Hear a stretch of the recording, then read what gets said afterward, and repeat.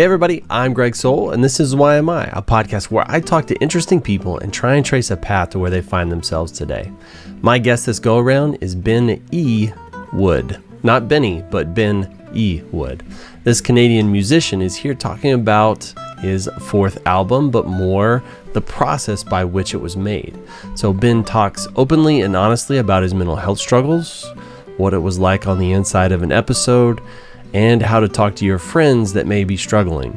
We also explore what it's like to write an album with ghosts and why it's important to support your local arts. This is a really interesting conversation. So I hope you enjoy this chat with Ben. Ben, thank you for joining me on the Why Am I podcast today. Thanks for having me. Yeah, absolutely, dude. So you're one of the rare breed that came to me. Usually I'm having to seek out all these people. So you came from a very trusted resource. Alex was a pretty cool dude. So he's hosting. He hosts an event called Spin Class where he plays two local records out loud and interviews the artists. And I'm going to be doing that actually this weekend with him. So I'm looking forward to that. And it's nice to meet you.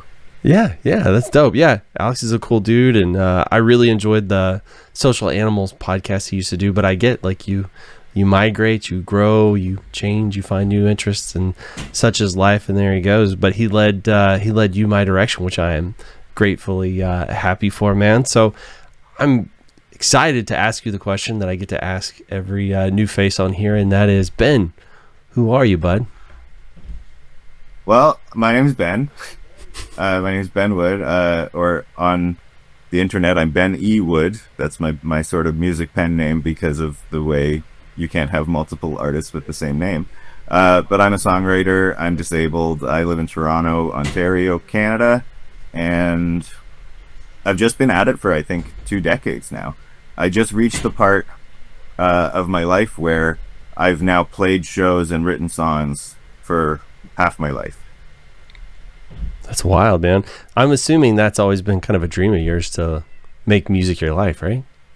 Yeah, totally. And it's like, it's funny to, I have friends who tour. Like, I have a friend who practically lives in his van with his dog and just tours around the States and plays 2 shows a day, and he's just like rocking life on the road.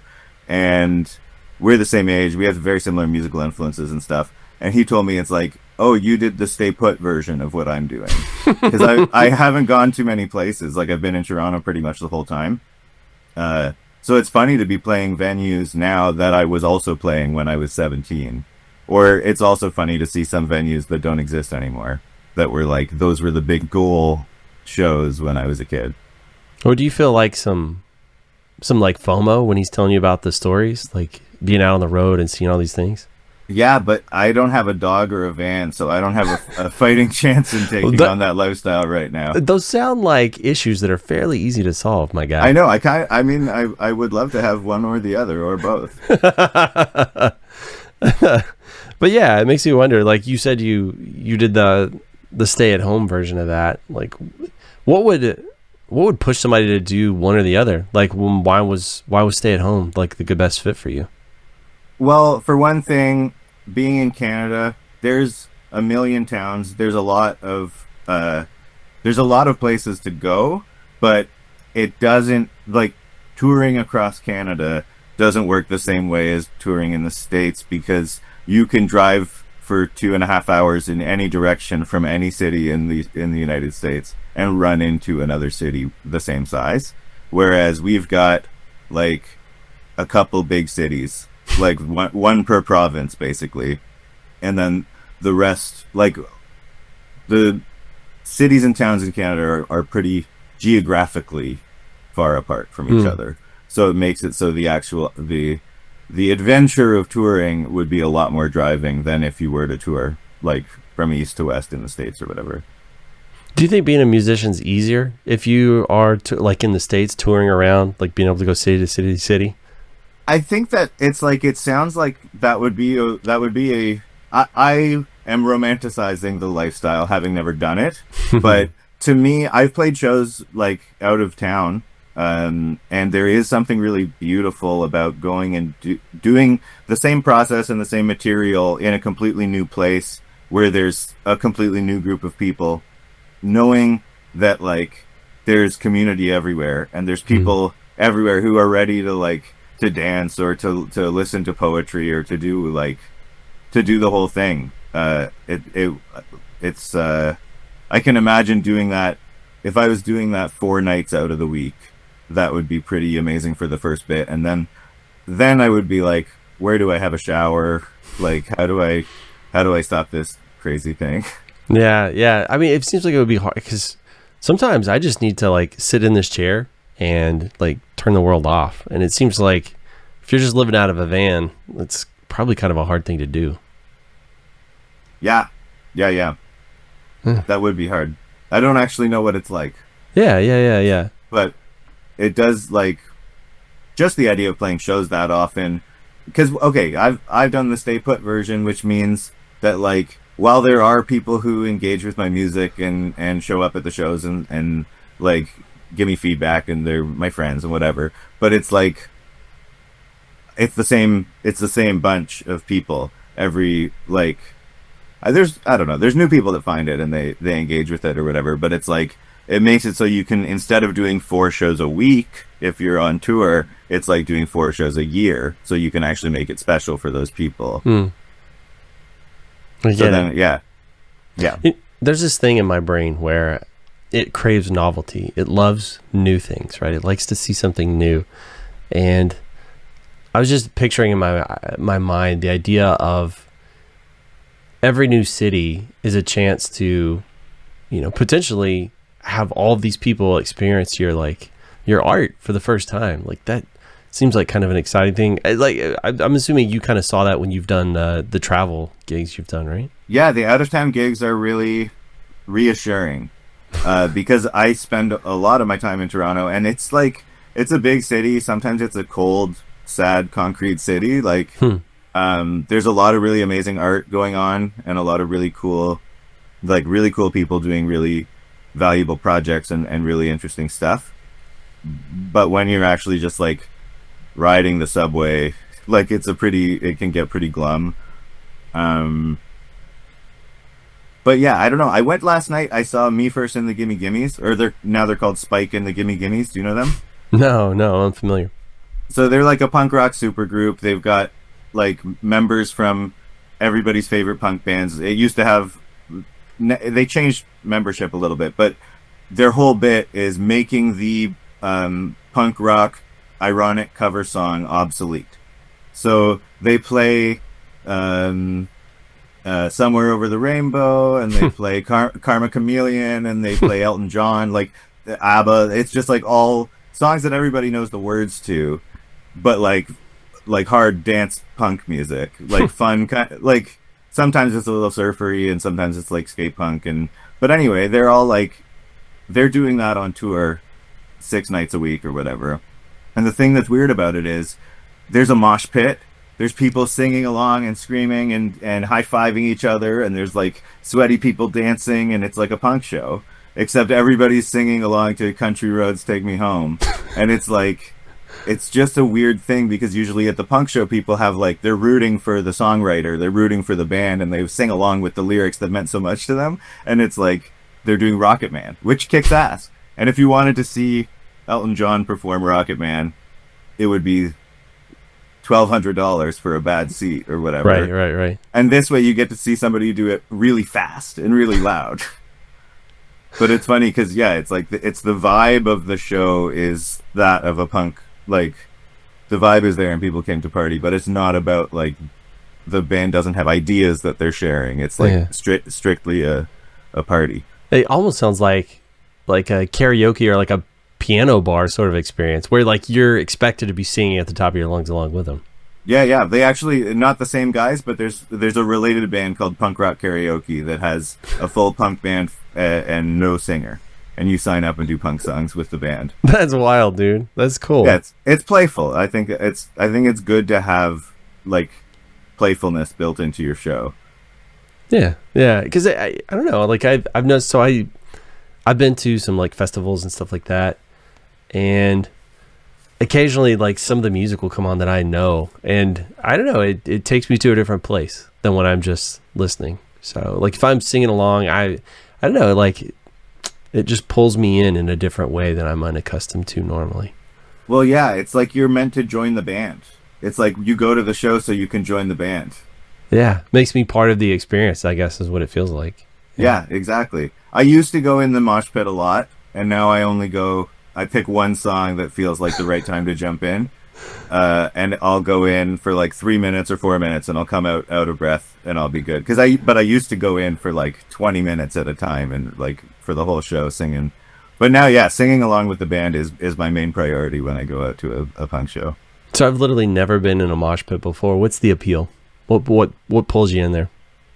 There's an energy. So number one, I think the first thing is that if you fall down in a mosh pit, there's 3 people already helping you back up and making sure that you're okay. That's cool. So as much as you're flailing around and your bumpers are up, you've got your elbows and fists ready to move people around, like there is safety in that. There's kind of an agreement where everybody is flailing around and everybody's building energy together, and everybody like you're at that show for a reason. You love that band, and now somebody else who loves that band is moving with you super duper fast, and you're screaming the lyrics along with each other, and it's just like this kind of solidarity, camaraderie that disappears the second that the show is over and everybody gets back on the streetcar. It's Toronto again. It's the weirdest thing. So I always like after a show, I always like if I recognize somebody from the mosh pit, I'll be like, "Hey, yeah, that was so fun," because like for whatever reason, people just put their blinders back up. That's so funny. I will say too, a mosh pit is gross. There's almost always like someone else's sweat and spit on your shirt at the end. Like people lose their shoes. Like it's I don't know. I'm glad now that I kind of go in selectively. I went to see NoFX do their retirement tour. Oh yeah. And they had like right as the thunderstorm started, they did the encore, which was the Decline, which is their 20-minute or 18-minute epic big song. And it was like rainy and muddy, and everybody was singing along and stuff. And that was like the longest I'd been in a pit in 10 years, probably. But it was lovely. That's so cool. I'm glad I went.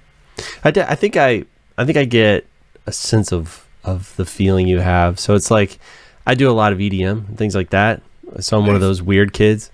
And I know there's moments where you're there, like the whole experience is going, the bass is so loud that it's kicking you in the chest, and literally everybody in the crowd is moving the same direction. You know what I mean? Like you're all on the same wavelength, you're there for the same purpose, and you know, the music drops, the bass hits, you know, and just, I don't know, it's transcendent. You just kind of go to a new place. It's so cool. Totally. And I'm only getting to know that now. I was always so, like, I was too cool for music that it was always about the lyrics for me. It was like all about like, is the writer funny? Is this is this advocating for something important? Like, what's the quality, what's the character of this person's voice or whatever? And so I like listening to the music, and I play music, and I like playing the bass, and I love playing the drums and whatever. But it's always about like, does this song mean something to me? So I'm actually just getting used to the idea that like feeling music is really valuable. Like I went to my friend's birthday party and there was a DJ, and I don't know EDM well enough to name the genre, but it kicked ass. And they were like spinning, and they were doing the like filters and EQs and live effects and stuff and transitions between songs. And that was awesome to watch them do that. And it was awesome to just like let loose and do it. But beside this DJ was this like 7-foot tall guy with like long hair, like, and a huge beard.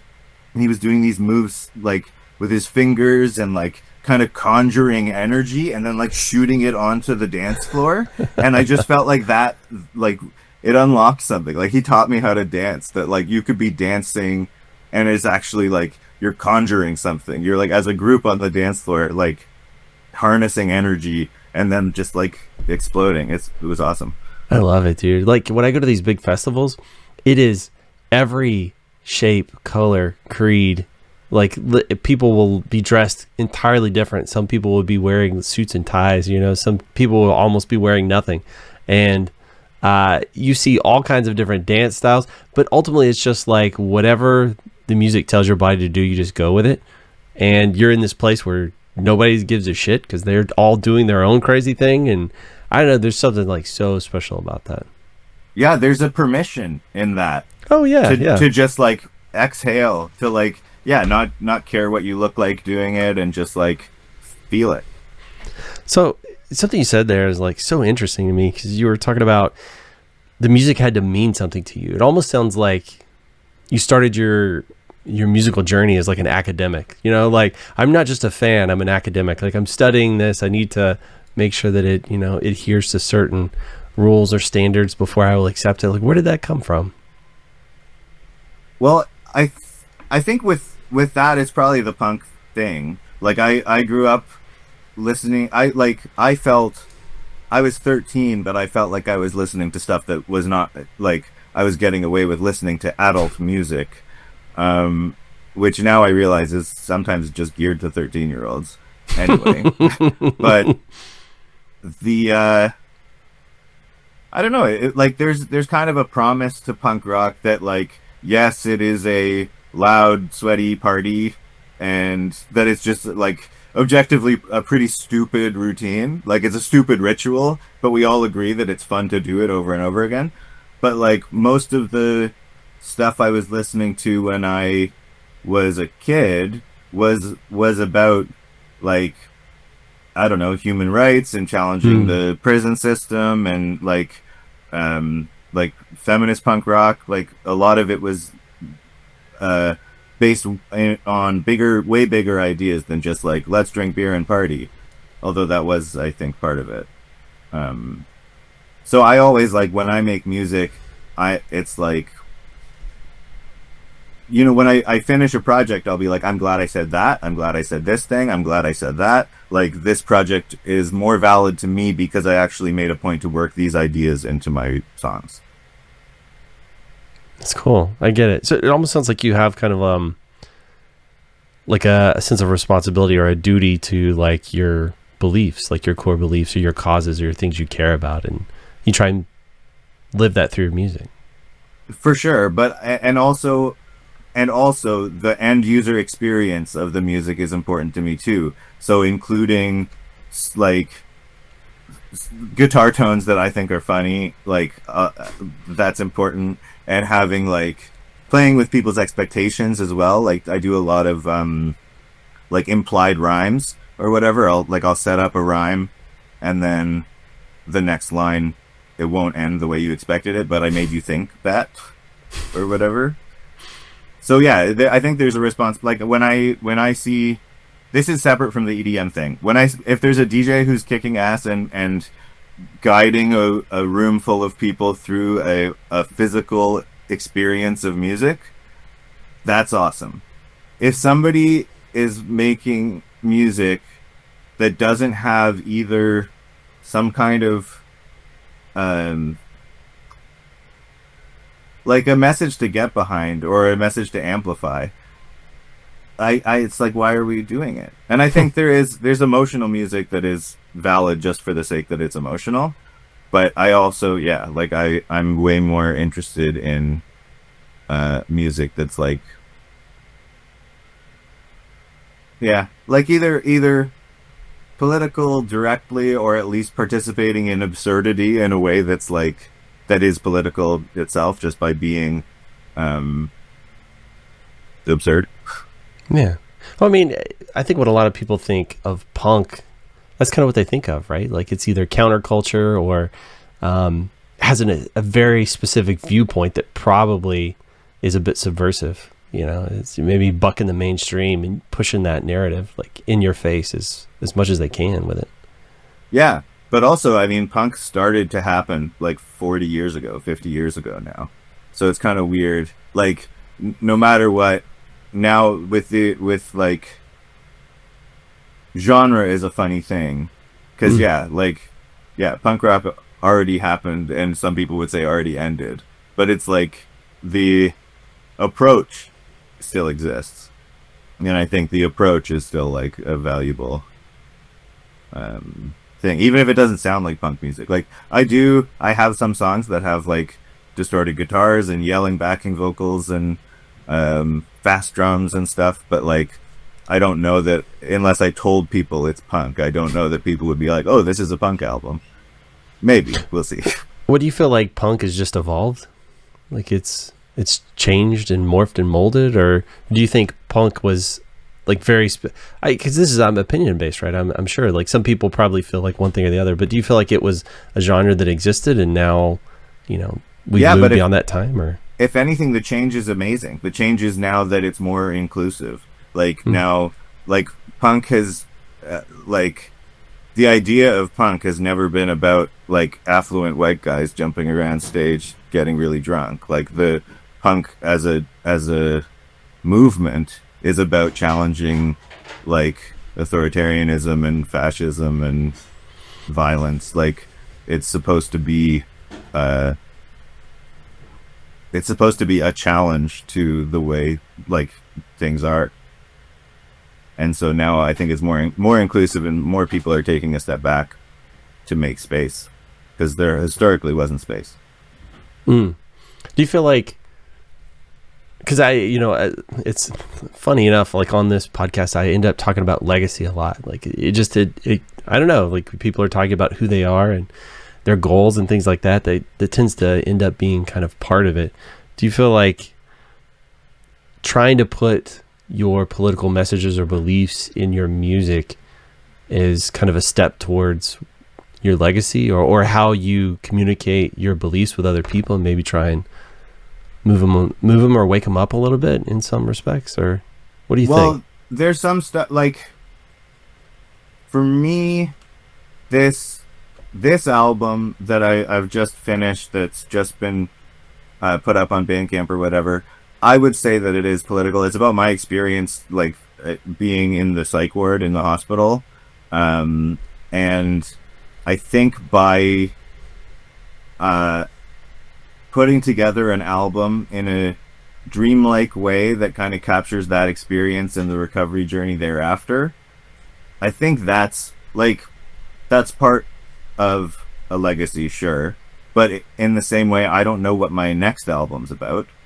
But that one will be too. Like, I think, yeah, I'm not, I'm fairly open about my politics and my beliefs and stuff. And I don't know, like, I think it's there on the record. You can tell the kind of person I am or what's important to me from these songs. But it's also, this one's kind of like journalistic. This, it's kind of about like, this is a pocket of time that was particularly difficult, and here's what I learned. It's interesting. You're unlike any of the other musical artists I've talked to before, because they don't tend to, at least the ones I've talked to about some of the music they've made, they don't really have like a cohesive story, or like you said, like a pocket in time that they're talking about. It's just, here's a song I came up with that maybe has relevance to something, maybe it doesn't. And none of the songs on this album really necessarily have relevance to each other. Whereas it sounds like you're telling a story with this album. Yeah, and actually, so this is kind of a fun way into the story, maybe. I made an album in 2023, 24. So I'll say this is my fourth, I think, album that I've released with my initial, Ben E. Wood, because there's somebody else on Spotify named Ben Wood, which is a funny reason to have a name. But yeah, I created this album. I was kind of in the middle of a pretty bad time. I was in the middle of a medical crisis. The funny thing is, this is like, a lot of the experience on this album is kind of tied to my medical history. So I'm trying to figure out ways to talk about it that like still respect my confidentiality. But like, basically I had a diagnostic journey with a physical chronic illness, and that was really difficult. And they also put me on steroids, which is not easy for a normal person, but because I have an extra special mental health diagnosis, it's really bad to take steroids if you have the same diagnosis as me. So those were two factors. There were a couple other ones, but I started smoking hash a lot, and I smoked hash until I saw ghosts. It was like a pretty terrifying experience, but in the process of everything kind of unraveling, I created this album that was called Now That I'm Fearless. And because of it's weird, right? I want to give myself some credit because actually it's a great album. Like, there's parts of it where I think I'm a little, like, maybe needy, or I'm coming across, maybe not with, like, really clear or even really good intentions. I was just, like, pissed off and terrified all the time at this chunk. Like, but I made this album, and I made it, as far as I was concerned in my mental health moment, I made it in collaboration with actual ghosts. So the album itself became haunted. And that was my thing. I was booked to play a festival, and I had shows lined up, and I was gonna get the album pressed on vinyl and do the whole thing, but I was terrified of it the whole time. And meanwhile, like, having a bad time mental health wise, like, some people have an image of that where it's like somebody's like staying in bed all day and hiding from the world, or somebody's like, I don't even want to stereotype. People don't necessarily understand how to qualify like a mental health crisis, and like, definitely I didn't. It took me a long time to snap into the idea of taking care of myself, and a lot of terrible things happened in the meantime. But I made this haunted album, and I was going to release it, and instead I ended up voluntarily going into the hospital and saying, "Hey, I'm seeing ghosts and I'm having psychosis. It's not a good time." And they admitted me into the hospital.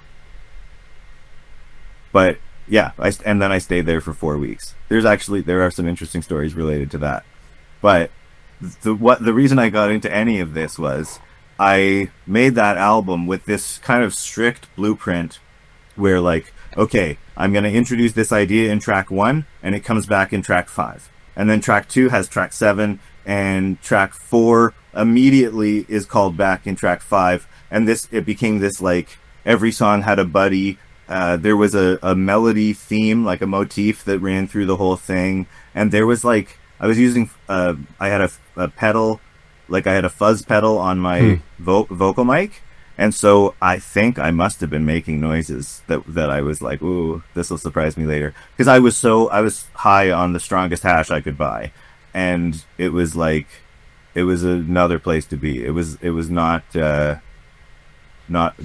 But the result was I made this album, and I tried this process of making it so it's one long song. It was like kind of my take on, like, a bipolar Dark Side of the Moon. And so it turned out well, but I scrapped it because I have so many bad memories of that time, and I don't want to. I actually think it's not, like, there's part of it that I just can't stand behind, and also I'm just scared of it still. Like, I believe in ghosts.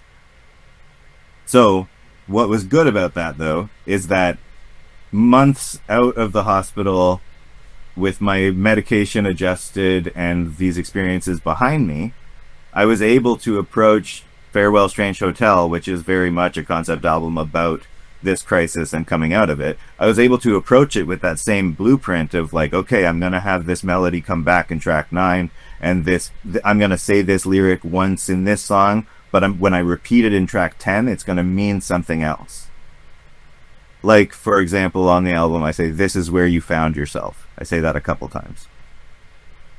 To both mean, like, here you are. These are the circumstances you found yourself in.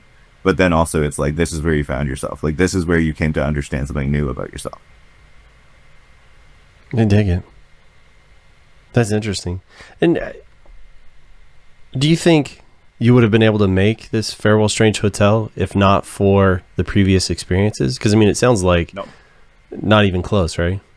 Yeah, it's that thing of, like, if you could press a button to erase all of your trauma in order to, like, to carry on, if you could press that button, nobody, like, I would say most people, even though some trauma is terrifying and terrible and never ever should happen, I just mean most people would not press the button because, like, for me, I had to make this album because I needed to see myself on the other side of it. Was it kind of proof that you could still do it? it's not even Still Do It for me, because this is, I think, the first. A lot of my music deals with mental health and deals about like experience dealing with the hospital system and whatever. This one is the first one that sounds to me like it's like, here's the lessons I've learned. That thing is over. You know, before I would be writing songs and it would be like, oh, this is within a crisis that's ongoing. Especially on the Haunted album, that was a very ongoing crisis kind of thing. With this, it's kind of like, here's what ended up happening, and here's the way forward. The Haunted album. That sounds so wild. So you said you believe in ghosts, but you made it sound like a scary thing. Like, are there not any benevolent ghosts? Are they all just... Well, no, there definitely are. And I would say, this is the joke I say on stage, is like, it's as if I put up Halloween decorations in my own home and then stepped back and went, oh no. Like, I built the whole mythos of the Ghost album thing that was going on, but because I was using hash and because I was on steroids, I was actually at high risk for psychosis without realizing how high the risk was. So I ended up, I mean, yeah, no, I believe that there are benevolent spirits, and I believe that I met some of them in this process as well. But I was spiritually I was irresponsible in the way. I'm not sure if you believe in ghosts or not, actually. Do you? I've not really thought about it enough to really have an opinion one way or the other. I'm a very much a physical person, so what I can touch, taste, sense, which is, I think, one of the reasons religion never really stuck on me as much as, like, me growing up in the south of the U.S., you know, religion's crammed down your throat, and it just, for some reason, just never would adhere to me. And I don't know. That's interesting. Yeah. It's kind of a boring way to live, I know. But. No, I mean, it's probably like, it gets scary. You're probably saving yourself from a lot of scary stuff. But yeah, I have talked to like some ghost hunters and stuff like that, and I've talked to a lot of people that have had paranormal experiences, believe in ghosts, and it's interesting because everybody has, I don't know, almost like a different history or a legend for why ghosts exist, why they happen upon them, you know, what's the reason that they are still here, and you know, it's fun to hear everybody's beliefs as far as it goes. Yeah, and I was talking a lot about ghosts to a lot of different people, and I heard a lot of different takes. Like, there's this wonderful klezmer jazz guitarist who plays in Toronto sometimes. He grew up in Toronto, but he lives in the States, and he reads tarot cards and stuff. And he's like, ghosts have work to do that they can't do without a physical body. They're trying to get your attention because you might be able to help them complete the task.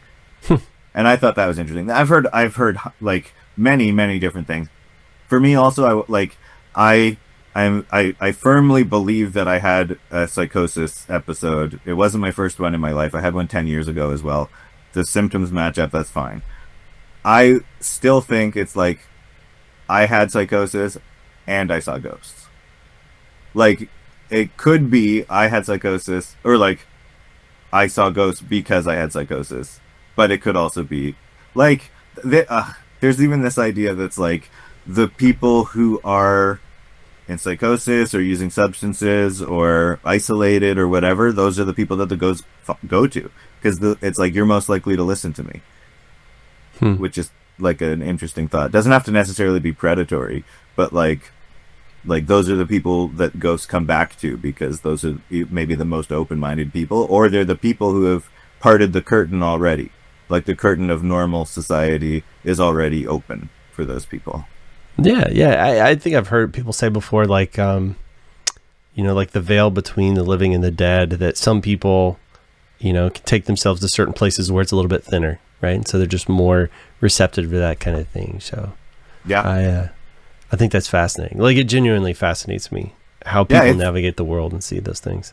Yeah, and it's interesting as a spiritual phenomenon, but it's also interesting as just kind of poetry to explain the like more spiritual state of being Like if you are, I like people believe that psychosis is like a waking dream, and people who believe in dream analysis believe that you can look at the plot points of a psychosis. You can sort of analyze the symbols and the events that take place within a psychosis, and treat it like a dream analysis in order to better understand how to treat the person who's having the psychosis. So, and again, I am ignorant on so many things in the world, and so psychosis, if you have one of these episodes, is it essentially like a hallucination sort of thing? Like, I'm not sure. It's different for everybody, so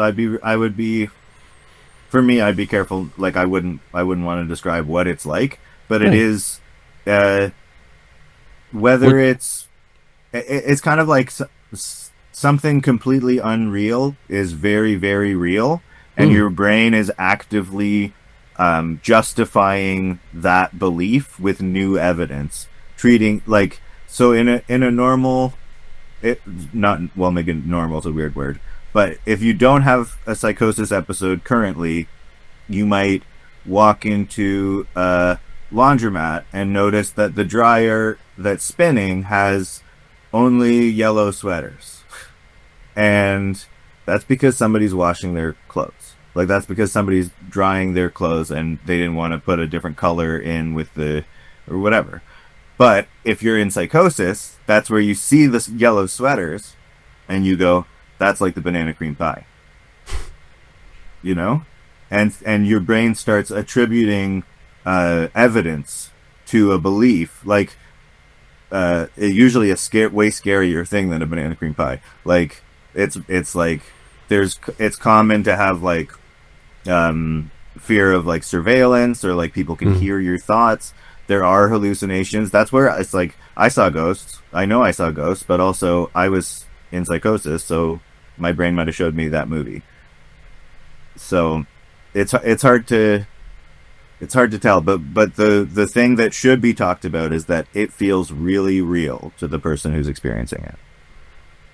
Yeah, and it sounds like not only absolutely real, this is reality, this is fact in the moment, but now you looking back on it, you're like, yeah, like that's an absolute memory in my brain. Like it was all real. Right. Yeah, and it's hard to tell what was and what wasn't. That's a miserable thing. It's kind of this is almost a problematic example, but it's kind of like if somebody's blackout drunk, they wake up the next day and they go, okay, I can sort of piece it together. I went to the diner and got bacon and eggs at 11 p.m. Like, you know, whatever it is, like you can piece it together, but you'll never really know. Like, and I'm not causing about and it's like with psychosis, it's like that, but it's like 3 months long. That's wild. That's absolutely wild. And I didn't start keeping a good journal until like my recovery journey started.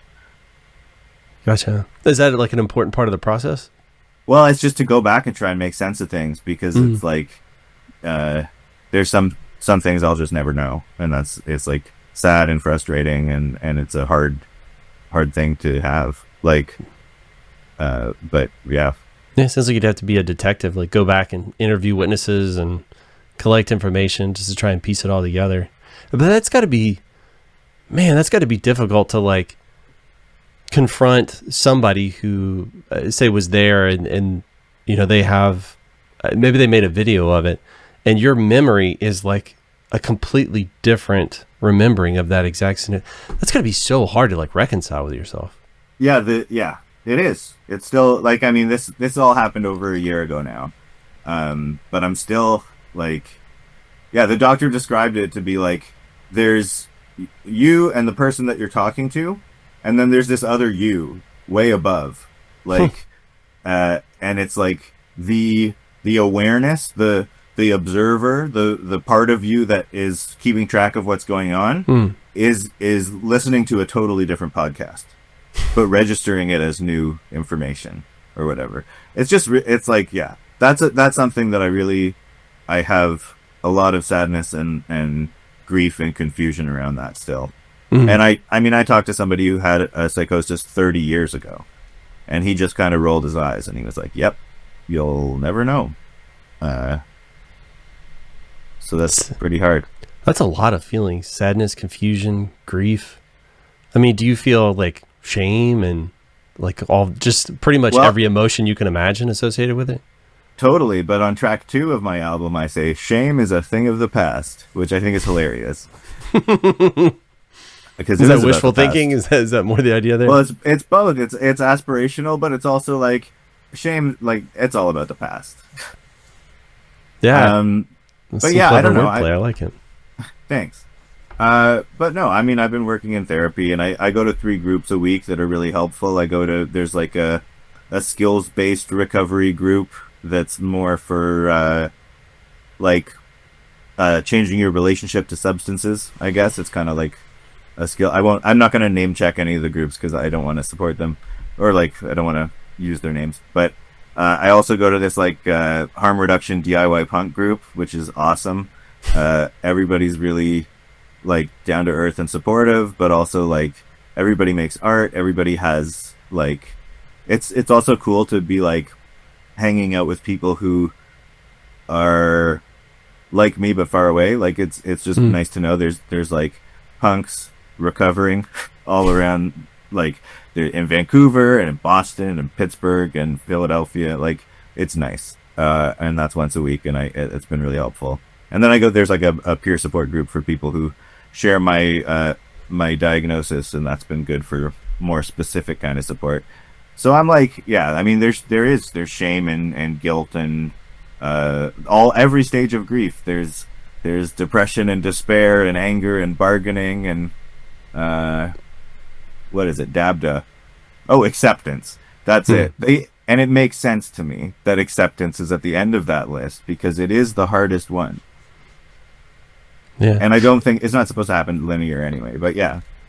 And it's something, at least in my life for me, that's always been really difficult is asking people for help. Whether it's just pretty much any scenario. I've gotten so much better later in life, but I was just thinking about like the idea of shame and like going to a group that like, that's got to be such a hard thing to overcome. Like if shame is like one of those core feelings that really like gets a hold of you. I'm fortunate where I don't have a lot of shame and guilt in me. That's not something that I've had to like kind of struggle with, but the idea of like, man, I really need this help to be able to overcome that and get out and go, dude. It's like, sometimes I wonder where people develop the bravery for those kinds of things. Or is it just like... Well, I think that's where peer support, designated spaces, spaces that are designated for like-minded people to try their best to share their skills and figure out what works for them and whatever. That's really valuable because it is like surface level. If that was all it was, that would be great. But even to be feeling like shit and go into a room that is designed for people who feel like shit, and for you to say out loud, I feel ashamed, I feel like garbage, I'm a terrible person, like whatever it is you're feeling, you say it out loud, and then the 9 other people in the room go, yeah, same here. Like, and there's a real value, I think, to that kind of solidarity, to be like, to be supportive at somebody's like rock bottom is a hard job. But to be able to let somebody know when they're at rock bottom that it's like not over, and to be able to like embody support, like that's what the designated space is for somebody who feels like it's all over to meet strangers, and the strangers say, I accept you. Like, and if you go every week, it stops being rock bottom and it stops being a crisis, and it starts then you end up being the person who can embody support. You know, I hearing you say this, it sounds like one of the hardest things about dealing with the things you're dealing with is feeling alone. And so going to these groups just reminds you every time that you're not alone. There are people like you there's people that haven't made it to the level you're at. There's people that are beyond the level. And so maybe it kind of gives you some kind of hope or some kind of anchor. Like, what do you feel like is the most important? Hope and solidarity. And also like, I think it is like, it's an honesty thing. Like, I think a lot of people, I think recovery becomes like recovery or therapy or just like relationships or friendships, whatever. Like all of that becomes so much easier if you can meet yourself where you're at. Like I feel like it's about solidarity in the room, and it's about people hearing each other and making space for other people to be heard. And yeah, it's not linear either. Like there's no that's another that's that you don't there's no finish line. Like you don't like I hit a year. Like that's the other thing they don't tell you is like milestones are dangerous because you feel like you've made it, right? But yeah, I think the most important thing is like making non-judgmental spaces, because if somebody feels deep shame and is feeling like they want to kill themselves, it's probably good to have multiple options for them to be seen and heard without judgment and without I don't know. There's two kinds of hospitalizations where one is that you're in there voluntarily, you're experiencing symptoms that you want to go away, and you're terrified. And you're like there and you're doing it as a last resort. Also, the hospital doesn't have to be a scary last resort thing. Sometimes people just go in to fix their medication or whatever. But the other kind is that you're involuntary and you're having scary symptoms and you kind of don't want them to go away. And you're afraid of the doctors and afraid of the nurses because they are authority people. They are figures of authority in the hospital. Like if the doctor says you have to stay another 3 weeks, you have to stay another 3 weeks. There's like appeal processes, and it is very like it's like where the hospital meets the legal system. And so it's not surprising that people. I've done both. 10 years ago I was involuntary, and just last year I was voluntary, and it's a hugely different experience because the reason I'm saying this also is like if somebody's experiencing that much shame and fear that they want to kill themselves, like it's important that they have a way in to care and community that doesn't necessarily involve like an authoritarian hand of like the way the hospital system works. But it's if you're there involuntarily, it's you against the doctors, and if you're there voluntarily, it's like this is not something that's happening to me, this is something that I'm doing. And the agency is totally different, and people get thrown in the hospital involuntarily. Like there isn't a lot of how are you doing built into it. Like anyway. Yeah, that's interesting. So something that occurred to me, and I think you touched on it a little bit, you're hinting towards it, is it sounds like you've been through some stuff, you've found help, you found groups. It sounds like you've developed some amount of clarity associated with this stuff and some understanding on how you can get help and probably what things are the most helpful on average. If you have like a friend or somebody important in your life and you're seeing some of these symptoms, right? Because I'm assuming you have a perspective that most people don't. And so you probably have this insight into like, I can kind of see these signs in some people. So if you see those signs in like a friend or a loved one or something like what's the, and I know there is no blanket, you could do this thing, but what's the best that you've found that you can kind of broach that subject with a friend or every situation is going to be, it's like people have like every situation is different. There's no way, there's no rules. The thing that's common, the thing that is in common with multiple people is symptoms and the way, like even the way that they present, but even like that's unique to a person as well. There are people who will suffer completely silently. There are people who are not suffering but who have lots of symptoms. Like there's a lot of people, like mania is a tricky one because it just looks like somebody's charismatic and, you know, fun to be around and like nonstop party. But also sometimes mania looks like absolute terror and somebody's paranoid and freaked out and can't sleep and like it's not a big rock star thing. But I don't know, meeting people, you got to meet people where they're at. And you also have to remember, unless you are a doctor or a nurse, you're not a doctor or a nurse. So like you can be a friend and you have to do the things that a friend can do. You can't you can't force somebody to go to the hospital. You can't force somebody to have a conversation about their symptoms. You can't like you can be there for somebody. It's probably going to be uncomfortable sometimes because I don't know, when I'm in crisis, I lost two important friends last year when I was in crisis, and I hate that. But like I know also that it's really impossible sometimes to deal with somebody who has it's like I don't know. It's hard. It's like that the joke from BoJack Horseman where it's like how many therapists does it take to change a light bulb? Just one, but the light bulb has to want to change. Which I think is awesome, but it is everybody's different. Like everybody's crisis what I would say, ask your friend or loved one while they're doing okay, what would be the best way to handle a crisis if it comes up. Kind of as a preventative thing, because it's really hard to negotiate with somebody when they're in crisis. Yeah, that is such good advice, and I've learned that in my personal life. Like if somebody's, even if it's not like to that level, like a crisis level, if they're trapped in an emotion, like a very strong feeling, logic doesn't enter your brain. You know, the logical part of your brain shuts off, and the emotion takes over, and that is the only truth.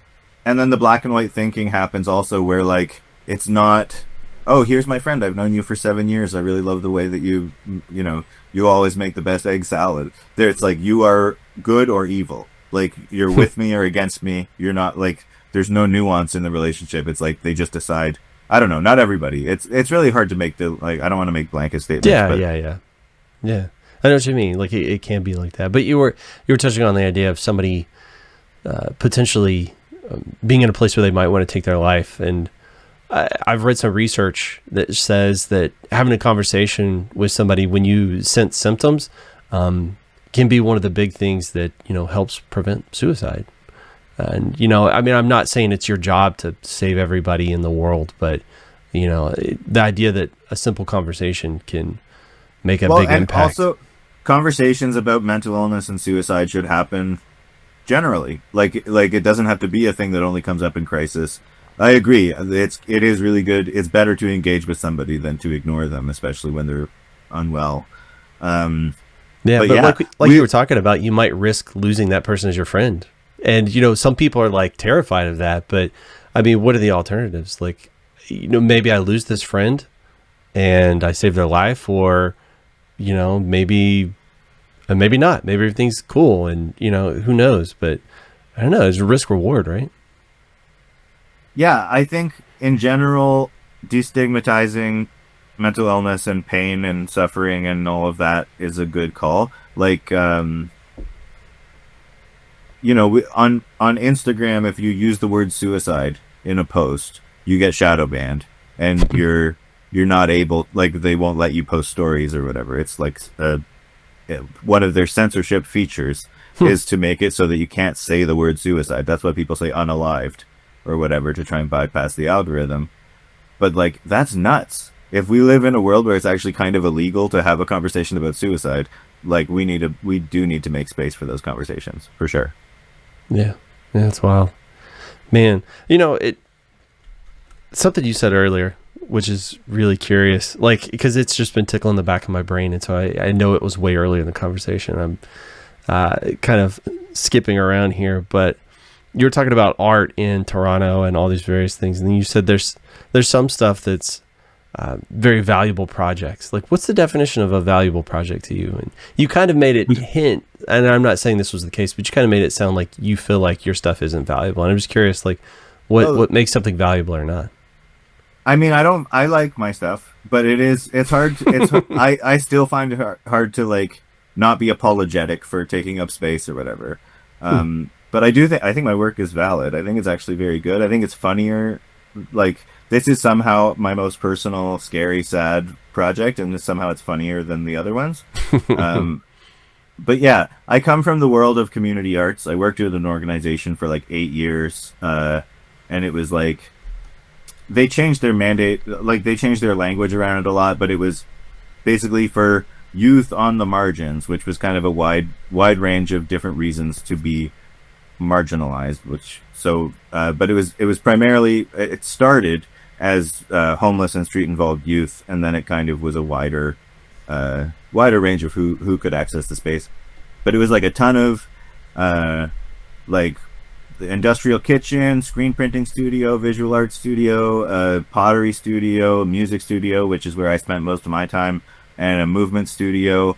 It was a really beautiful place, and it ran for something like 27 or 28 years. And part of my crisis, it shut down and everybody got let go, and it was really hard to watch the place die from inside. Because I spent a lot of time there, and I mean, yeah, for 8 years, my job was basically just like hooking people up with music gear or drum lessons or writing songs together, or it was a really special place, and yeah, it's gone. But yeah, that's what I mean when I say valuable projects is community oriented, like no competition. That's the best. Like community arts is actually about support, and it's about experimentation, and it's about like access, and it's not about who's made the nicer painting or whose song is the funniest song. Like nobody's making funny songs, but like it was really just about like how do we support people in building skills to express themselves honestly. And it's funny, I've been finding myself more and more interested in local community-based art stuff. Kind of the older I get, the more important it seems to me to like invest in art like right here near me, like you said, like all different kinds. I'm not sure why I didn't give a crap about it when I was 20, but now that I'm like over 40, like it just every year it becomes more and more important for me to like support the art and artists around me. I'm not sure why that is. I don't know either, but I think maybe it's like it's important anyway to like just like engage with what's within arm's reach. Like it's so important to try to have a good relationship with your neighbors and with the local business, like the mom and pop businesses in the neighborhood, and like all of that I think works with art as well.